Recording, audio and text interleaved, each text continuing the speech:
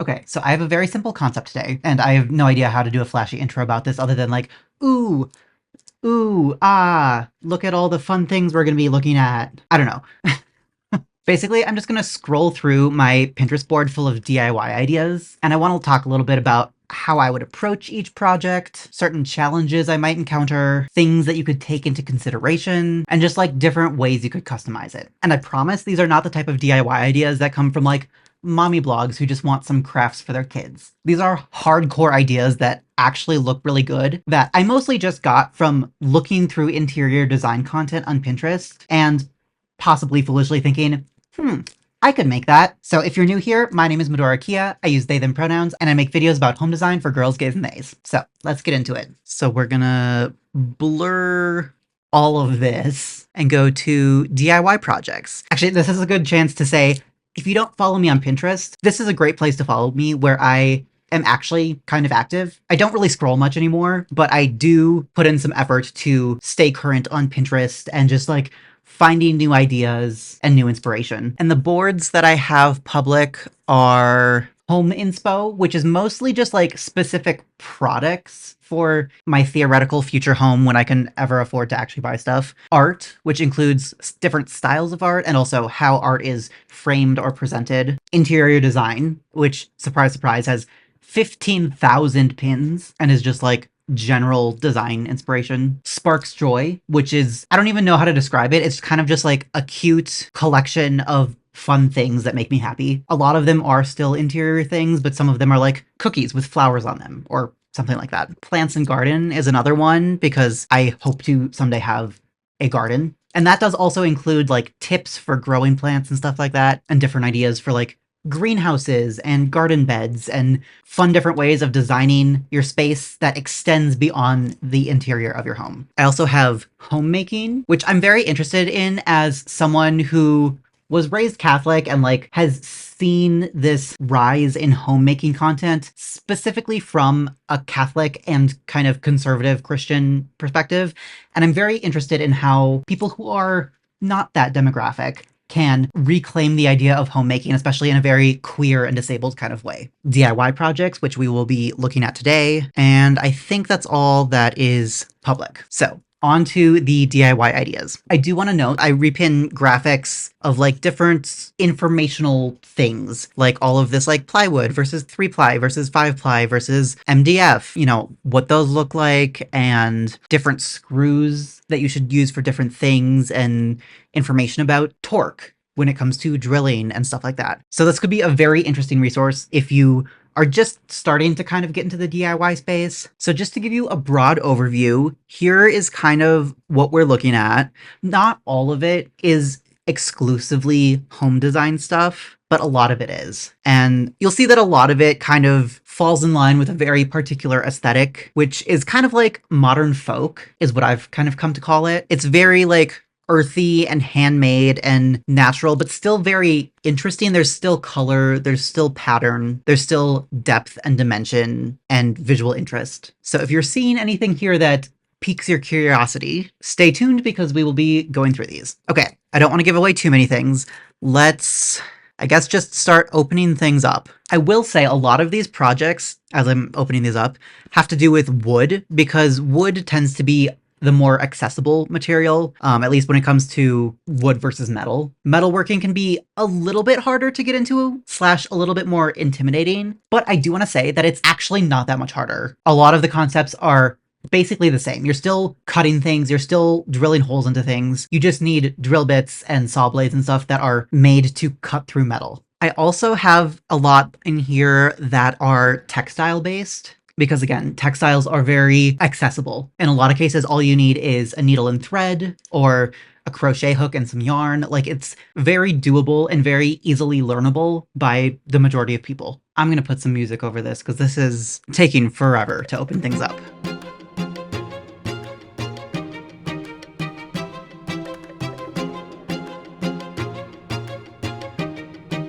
Okay, I think that's enough for right now. I have no idea how many I've opened up, but it's a lot. So let's get started looking at all of these ideas. So this first one is pretty straightforward. It's just some plywood stained a pretty color, and like you're essentially making a little built-in thing so that your TV looks more intentional, plus a couple extra little shelves in there. I can't imagine this would be very hard. This is probably one of the easiest DIYs on the list, except for the fact that you definitely need a second person if you're gonna have a piece of plywood that long. It's gonna be really hard to install that by yourself, unless you have like a box or something that's the exact height that you need it to be, so you can just set the plywood on there. But yeah, I would just screw the plywood in behind the TV and behind where the shelves are gonna go, and then install the TV in the shelves, and that's literally it.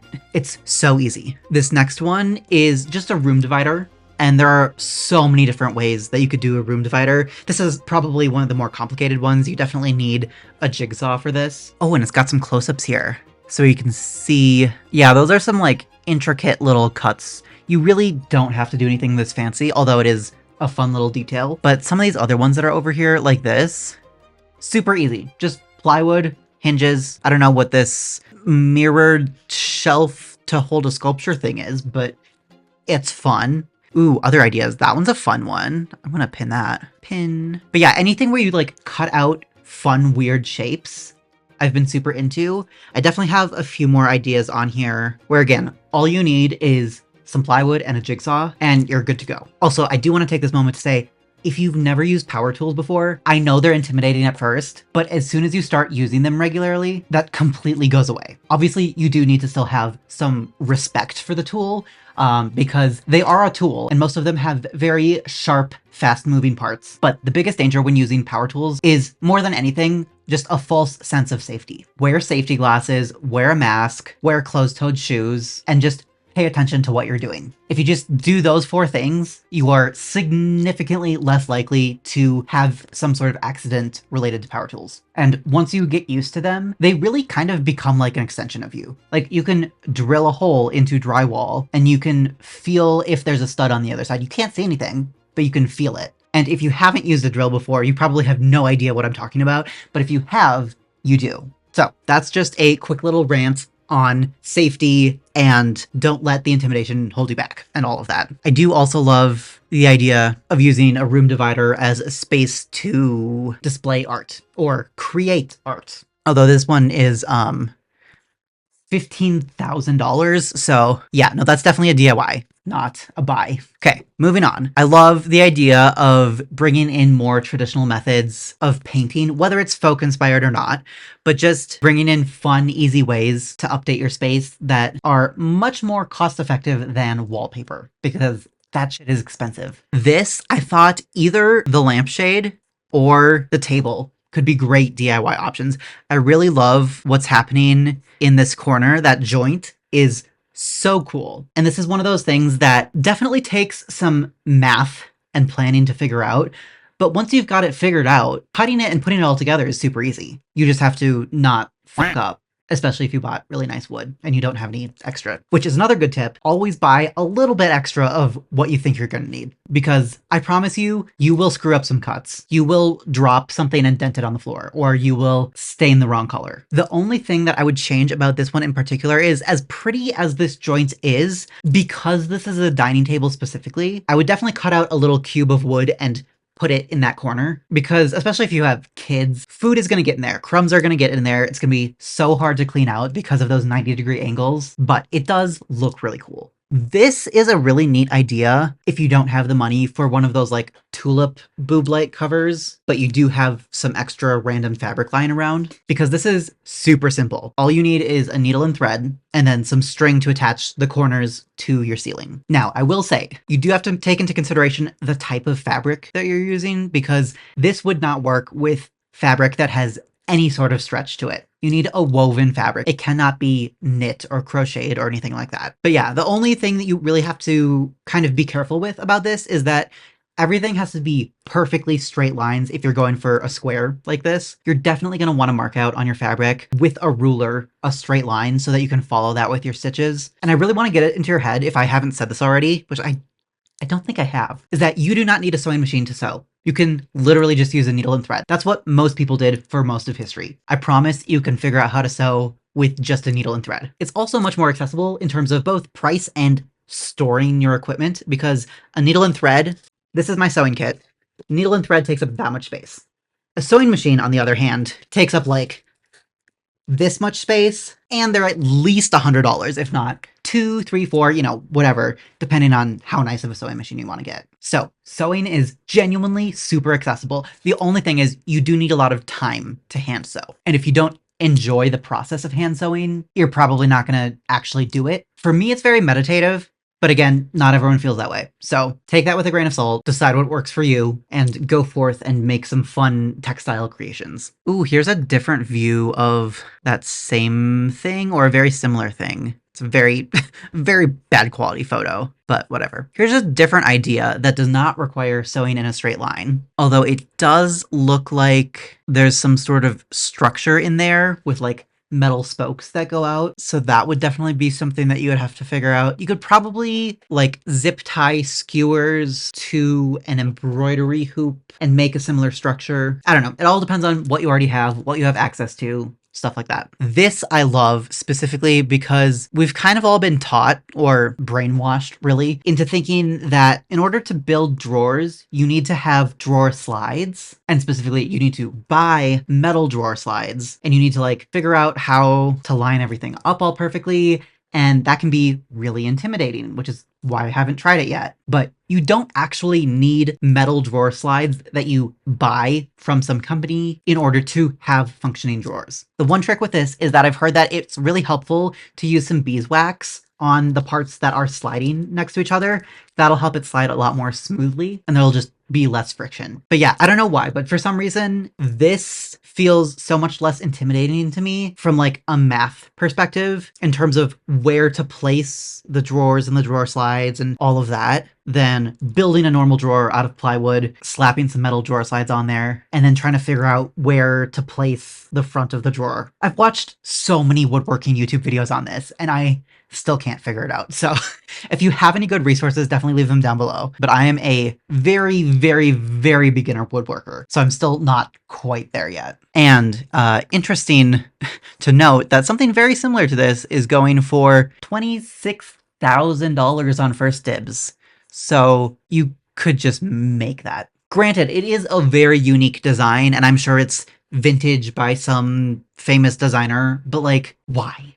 Why? I don't think that price could ever make sense to me for any dresser ever, but that's just me. Here is a much simpler project. This is just a very simple bench. You got the two side pieces, the two supports, and then the top piece, and you just screw it all together. Super simple, and you could do any number of like shapes across the top. So this one currently has an arch, which is good and simple and practical in the sense that it's not stabby, because the other things that I'm thinking of are like zigzags or triangles or fun stuff like that, which would not be great if you have children or if you're like kind of clumsy, but a general, very customizable bench idea. Hopefully we will be getting into some non-woodworking ideas soon because there's a lot of them. Again, this is just like a very simple design for a daybed that really would not be that hard to construct. You do have to figure out how to do the joinery in a way that it won't be seen unless you like the idea of seeing the joinery.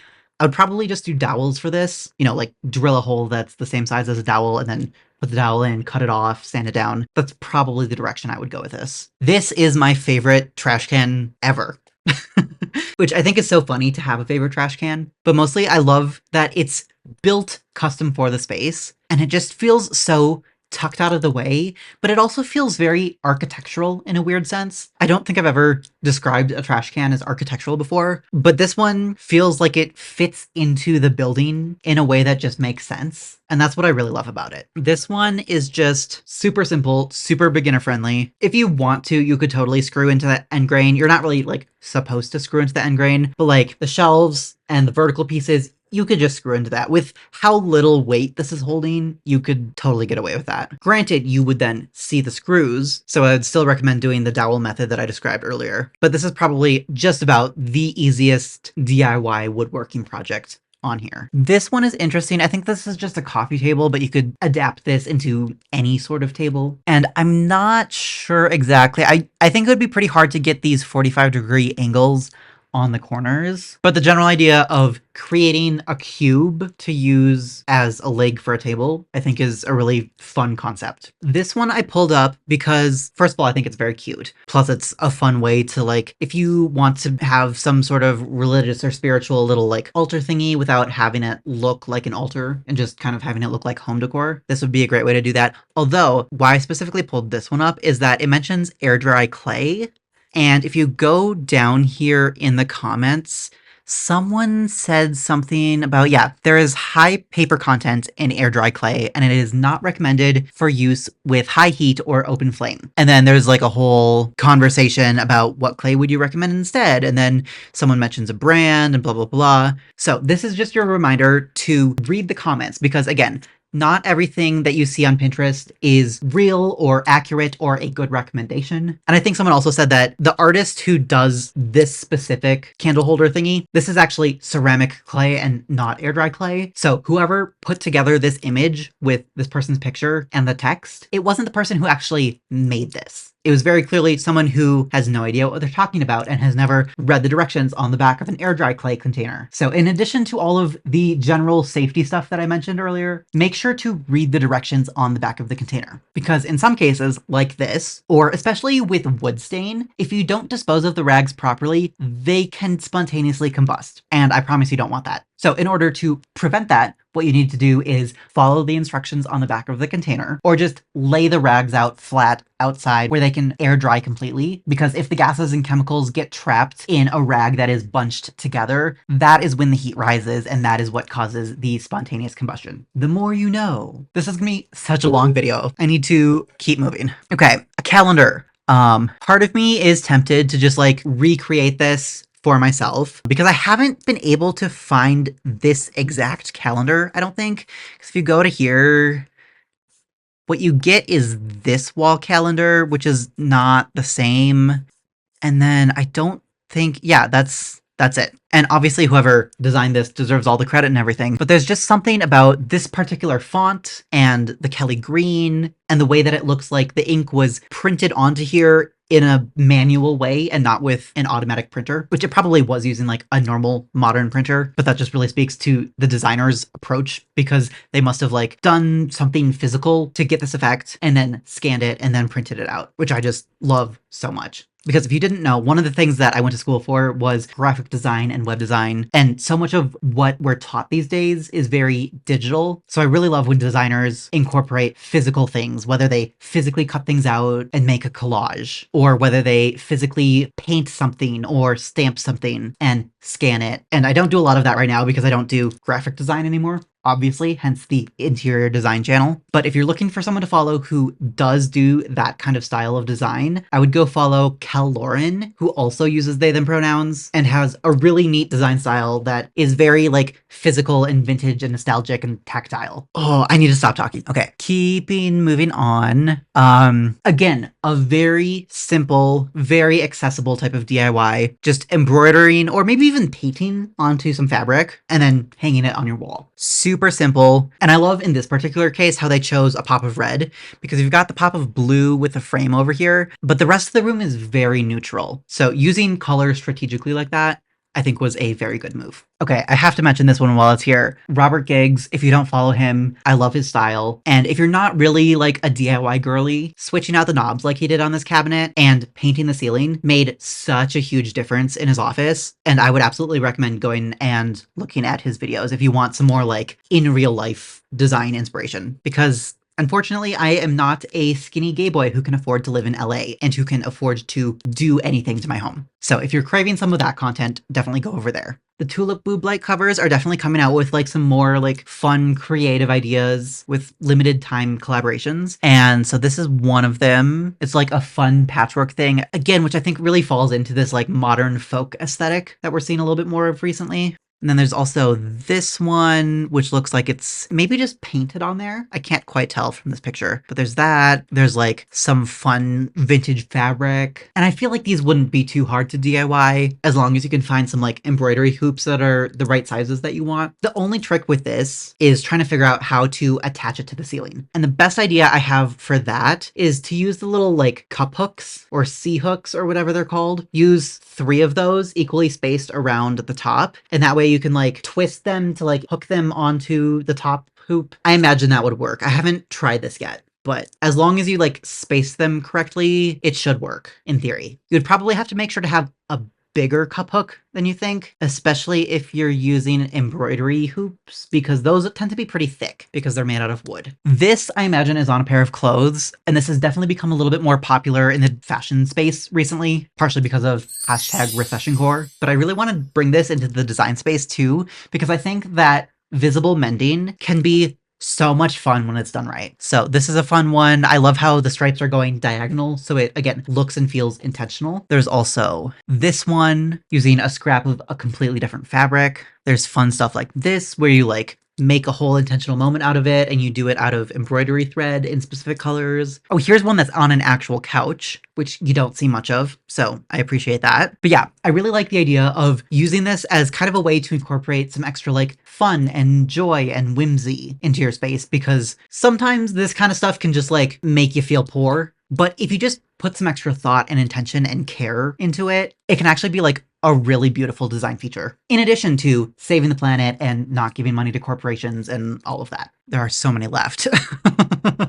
A really fun idea. I don't know exactly how you would make this. You would have to find some sort of like dowel is probably the most accessible thing you could make this out of. Or I guess like metal rods or maybe some like really thin bamboo. Again, it's just very fun. It's very design forward. It feels very Japanese inspired, which I could go on a whole rant about how Japanese design and Scandinavian design and English design are kind of considered the pinnacle, but that's because they were all major colonizers at one point in history.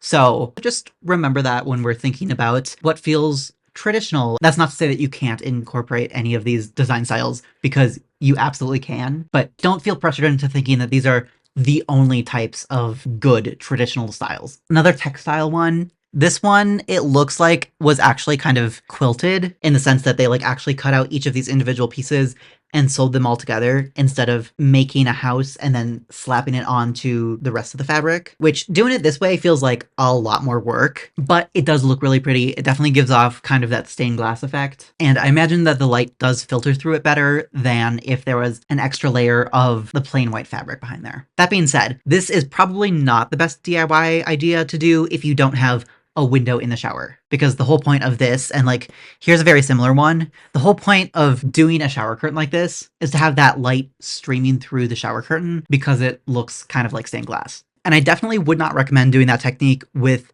this design in particular or with anything that has curves, because sewing along curves, especially if you're using a sewing machine, that's just so much harder, and it introduces so many extra variables and so many extra opportunities to mess up. So if you're doing something like this, definitely stick to straight lines unless you are a very experienced sewist. This is super cute and would be pretty easy. Basically, all you would need to do is find a bed sheet that already has a nice hem along like the top of the sheet that has, you know, the nice thick hem. Cut it to the length you need, gather it up, make like kind of like a waistband, I guess, out of the rest of the material. And then I would probably just like command strip it into place, or using that like nano tape or something, probably one of those. And then you can have a bunch of extra storage under here. Plus it looks super cute. I know this is not everyone's vibe. It's definitely a lot more traditional, but I think this could look really interesting paired with some more modern elements, like a really modern sconce or a modern tiny little table lamp sitting on your toilet or something. Or apparently there's a bunch of these on Etsy from people who are just making them. So you can also do that if you want to support a small creator. This one I've seen a lot recently, and I think Drew from Lone Fox just did this in one of his recent makeovers. Very simple, and I do love how it adds some extra shine to what might otherwise be a very like boring matte kind of space. Oh, here's an example I like even more. It's probably just because it's how it's styled, but and this one might be actual stainless steel instead of just like stainless steel contact paper. But I have seen the contact paper actually look really good, and with contact paper that's not always a given. So this is one of the designer approved contact paper DIYs. Again, simple woodworking idea, deceptively simple, because if you look pretty close, there's definitely a bunch of overlap in between like how these pieces come together, and so they definitely like cut out some joints, and it's not actually as simple as it looks, but you could totally make it be this simple. Like you could just have some vertical pieces and then slap some horizontal pieces on there, and if you're fine with seeing the screws, or if you want to do the dowel method that I mentioned earlier, you could just do a couple screws or dowels in each intersecting piece, and this would be so simple. This is just an idea for printmaking, and I love this specifically because it is so accessible. You need whatever paint or ink or dye you're going to use, and then you need a potato, which is both super cheap and also it's a food item. So if you're on food stamps, the government is basically paying for your DIY supplies. This is a really cute idea for if you own your house and you have a little spot in your bathroom where like the tile has been like broken or removed or something like that. Instead of pulling it all up, starting from scratch and using brand new tile, you could just use some extra like little mosaic pieces, some extra little broken pottery to essentially fix that and kind of make it a little beautiful moment. This is a really good example of that. I love the colors. I love the shapes. I love the tiny little yellow repeating detail in here to kind of fill in the space. And I think this is just so artfully done. So I'm going to save that. This is just, again, another very simple woodworking idea. What I love specifically about this is that it has this very simple, very specific method of joinery, which is actually the same method here. Ignore all the dog hairs. I don't know if you'll be able to see that well on camera. Maybe it'll have to pop up a picture. But like this piece of wood comes through the hole in this piece of wood, and then there's a little dowel that goes through there to just kind of secure everything together. And it's just so simple, so beautiful. It's like the original flat pack, but it's actually made of good materials and it's very pretty. So that's that. Now for some ceramics. Which we haven't gotten much of yet. Ceramics can definitely be a little bit less accessible, but I don't want you to write them off completely because there's all sorts of options for using like air-dried clay and then putting a really shiny top coat on it to make it look like glaze. That's probably like the easiest and most accessible method of this, but if you do want to use like actual ceramic clay. There are so many ceramic studios and universities and possibly even maker spaces that would be happy to let you use their space for this. So don't write off ceramics just because it's a little less accessible. It might still be very doable. This is kind of fun. It goes again back to painting. As long as you have like a fun design and you know what you want, it'll go great. Especially if you have some sort of design like this that is very organic and not very precise. That is great for a beginner because you kind of can't mess it up. I would definitely recommend drawing this on the wall with pencil first if you're unsure, or even if you are sure, that might be even more dangerous. Just like draw things out with pencil first to make sure that you have like the scale and proportion right. And yeah, as long as you have a plan, this looks great. And a lot of the time, the more detail you add with stuff like this, the better. So if you're feeling kind of unsure about it at the beginning, just keep going, just keep adding more details, more colors, stuff like that. And there's a very good chance that it will look good. And if it doesn't, well, it's just paint, so you can paint over it. This is a really fun idea. There aren't many lamp or light DIYs in here because they're a little bit harder. This you could like carve out of wood, you could make it out of clay, like you could probably even carve it out of like some extra styrofoam. Although definitely make sure to put an LED light in there to make sure it doesn't get hot. Normal safety things, don't to me, I don't know. But yeah, lights and lamps really don't have to be quite as complicated as you think. It's basically just sculpture building, and then you have to like figure out a place to put the light and have the cord run through. And bonus points if you can actually like make the light that's coming out of it look very nice and warm and inviting and stuff like that. Although if you are doing something that's a little bit more sculptural like this, sometimes the point of it is just to be a sculpture that also lights up, and it's not necessarily meant to be a lamp that casts a good glow onto the room. Very different objectives there. Again, very simple woodworking idea, simple joint. This entire project has 1, 2, 3, 4, 5, 6, 7, 8, 9, 10, 11, 12, 13, 14, 15, 16. 16 straight cuts. I know 16 maybe sounds like a lot, but they're very straight, simple cuts, and then you just have to glue it together. It's one of those things that, again, it looks very high end, but it's actually super simple to put together. Quilts are fun. You can go the route of doing like actual quilting if you want to get into that. But if you don't want to get into that, if you go to a fabric store, a lot of times they'll have a quilted fabric that's essentially already quilted. And then you could just sew fun patterns or colors or shapes or whatever on top of that and still get the effect of a quilt without actually having to like know how to quilt. This was a super cute idea that I've been really interested in various like holiday decorations,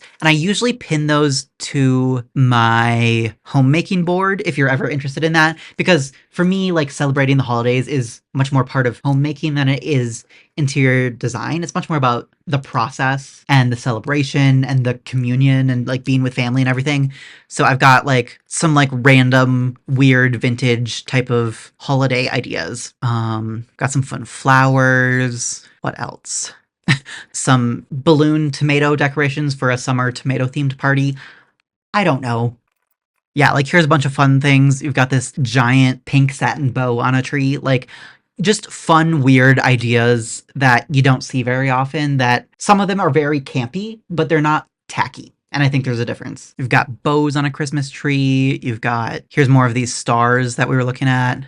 Just stuff like that. So if you're ever in the mood for some inspiration on holiday decor, that's in my homemaking Pinterest board. Okay, moving on. I don't even know what I wanted to DIY in here. I think it was this table.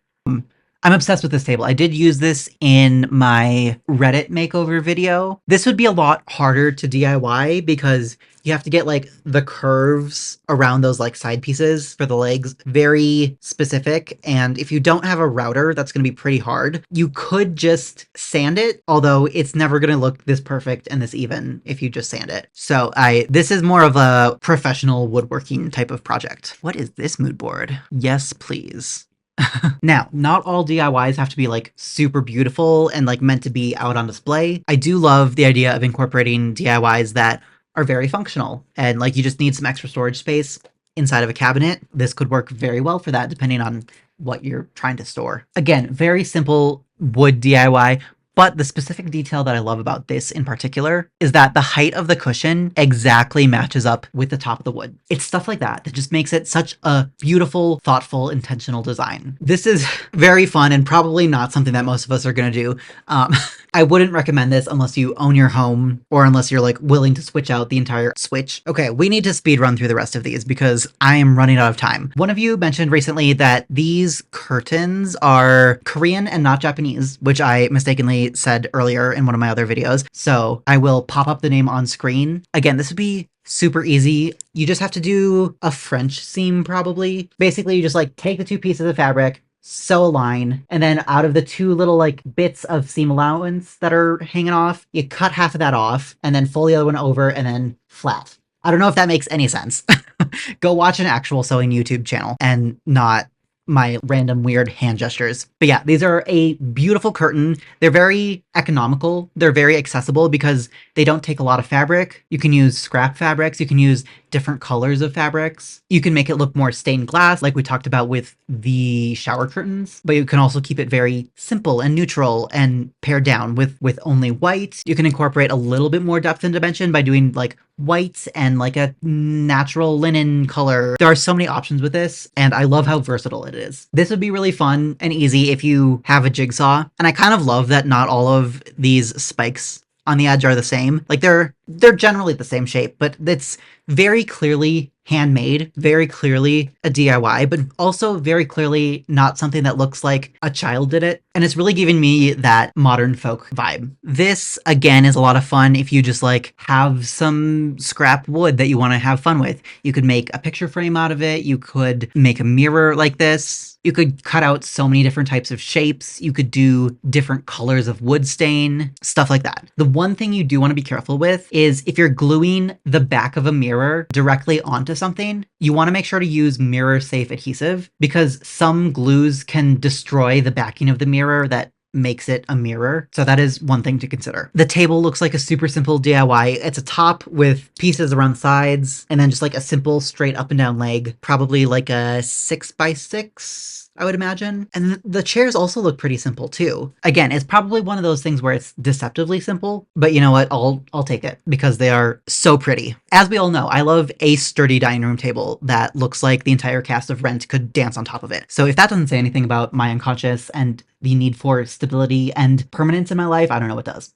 But we're not going to talk about that. We're going to keep moving on. These cocoon lights, I am determined to figure out how to DIY one of these at some point. I'm pretty sure I have to use some sort of like fiberglass or like shrinky dink type material. I've done a little bit of research on it, but I'm not quite there yet. So stay tuned for that video. It'll probably be in like 5 years, but eventually I will make one of these cocoon pendant lights. This is so easy, so simple. This is probably the easiest one on this entire list. Just painting a frame and it's matting the exact same color, and then bonus points for the weird like off-centered little cutout for the photo. And I especially love that this is an old vintage family photo mixed with the very modern frame and the very modern color. I just really like something about that juxtaposition. Again, here's a couple more examples. Well, there's the same one and then a different one with all red if you want a pop of red. Here, I will pin those. And then this one, more painting on the wall.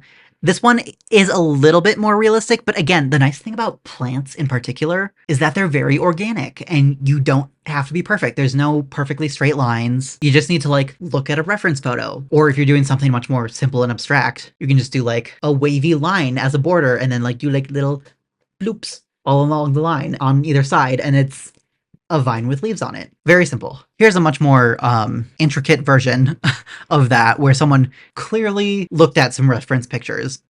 Yeah, there's a lot of fun ideas for painting on your walls in here. And this feels like one of those things where like, as long as you're willing to paint it back before you move out, this can be very renter friendly. Now, do be careful. Definitely don't use the color black. I would recommend doing, again, like a very light color because trying to cover up black lines on a white wall will still require multiple coats of paint and it'll be a lot more annoying than if you had just used a much lighter color. So keep that in mind. This I thought was fun because there's two different ways you could go about this. You could get the IKEA table that Paige has in her bedroom as nightstands. You could either cover it with a good quality contact paper, or you could replace the actual shelves themselves with real pieces of wood, which would be a little bit more work, but for a much better end result. So I love that there's like different levels of how you can go about this DIY. Again, kind of in the same vein as quilting, but instead of making it an actual quilt, making it more of like a wall hanging. I especially love this as something that is like fun and cheeky. Also, oh, I love this one.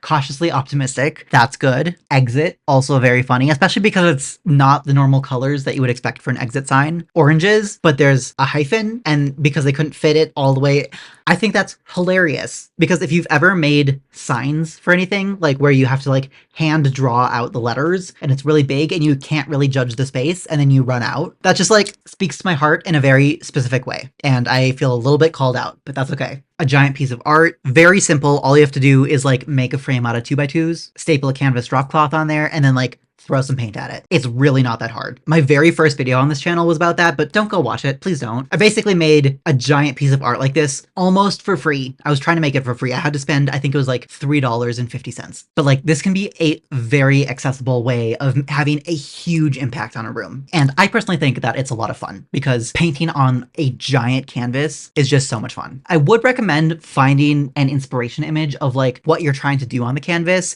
because I definitely was not a huge fan of what I ended up painting on the canvas, but I was also only working with the paint that I already had, and I wasn't trying to like go out and buy new paint because I had no money. But I really love this specific example of using the bright red, but there's like a couple different color variations. Like there's a red that has a little bit more yellow in it, and there's a red that has a little bit more white in it, and there's a red that has a little bit more black in it. And then just like letting the canvas show through, I think is just like such a fun detail. Again, kind of similar to the boob light covers, as long as you have some sort of structure that you can mount to the ceiling somehow, and then fabric that goes around that. You could do this for any table lamp, floor lamp, ceiling light, pendant light, stuff like that. Again, with the dowels, although these ones are definitely bigger dowels, which just like draws even more attention to them, which I love as a design feature. This is obviously not a DIY and is obviously done by like a master carpenter. But the general idea of, again, more functional DIYs that can like solve specific problems in your home, I love. This one I opened specifically because I love the idea of making your own like chunky wood handles for whether it's a cabinet, an armoire, a drawer, anything like that. And these ones, it looks like specifically have either a zigzag or like a wavy detail on them. Oh yeah, if you look at the shadow, it's a wave, not a zigzag. But yeah, I've been really into big, chunky, rectangular handles for things recently. This, I don't even know why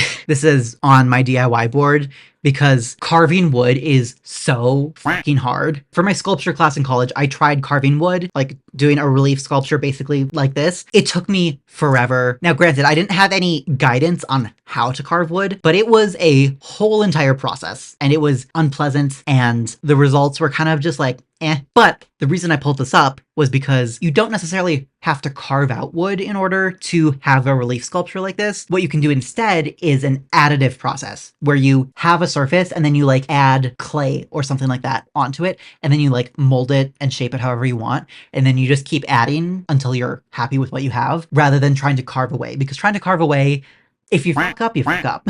So just some thoughts on sculptures. I would love to DIY this one day. The only thing that it requires some really pretty plywood or some cheap plywood that you then put a burl wood veneer over, which would probably be the easier way to go about this. But yeah, I love a beautiful pedestal that is kind of an art moment in and of itself. I don't necessarily love this specific example of it, but I do love the idea of painting your lampshades. Let's see if there's better examples down here. Not really. I know I've seen... Okay, this one is fun. This one kind of... It's more printed rather than painted, but that could be fun. I've seen some like rice paper lampshades that are painted. That was really fun. This one has like a fun little detail, and that wouldn't be too hard to mess up either. Here's a better one. Like that's a lot of fun. I'm not finding much, but yeah, like this just the process of painting a lampshade sounds kind of fun, although painting or writing or doing anything on a curved surface is kind of hard. So if you can find like a square lampshade, maybe go for that instead. Okay, we're getting there. We're almost done.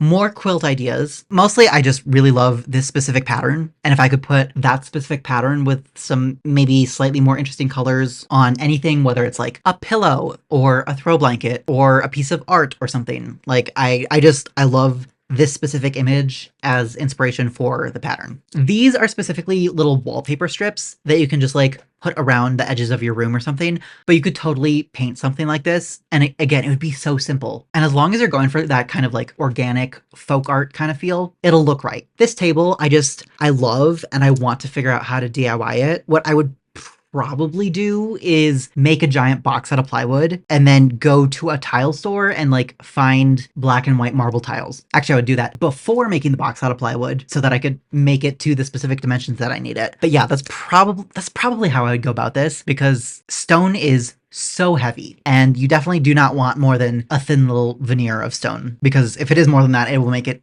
impossible to move. This is just another fun idea to get you out of the box of thinking about different wood stains. Like, yeah, maybe you do want like a normal wood colored stain, but also maybe you want a fun color, because they exist, and when used strategically, I think they look very good. I just got a text saying that my roommates are coming home, so I need to finish this up. This is this is something that you could do with a child. Very simple. I would definitely recommend having some sort of like structure inside of there, like a coat hanger or something, because I don't know how strong those arms would be without it. But yeah, anything that is meant to look very organic in nature will be a lot more forgiving when it comes to the DIY process, especially if this is your first time doing something. This is a whole video. Oh, right. This is making an egg holder, which like, again, is just a really fun idea for something that is very practical rather than just pretty. Obviously, it is also pretty, but I love practical DIYs specifically. Again, with the practical DIYs, covering up an ugly air conditioning unit in a way where it is still functional. This is a fantastic idea for that. Obviously, it'll take a couple people to move this and like get it in place. And you do have to have the space for some sort of large storage cabinet unit thingy. But if you've got the space, this is a great idea. This is super cute. And I've also seen other examples that are more painted rather than printed. And I'm not seeing any examples here here. But I've seen ones where people just like painted tiny little flowers onto candles. I like the stripes. I like these specific colors. Again, painting on round objects, not very easy. So if you're just painting by hand and you're expecting nice, clean, straight lines like this, that's not going to happen. So just adjust your expectations, plan your design accordingly, and you'll be good to go. This is a super cute idea that, again, could be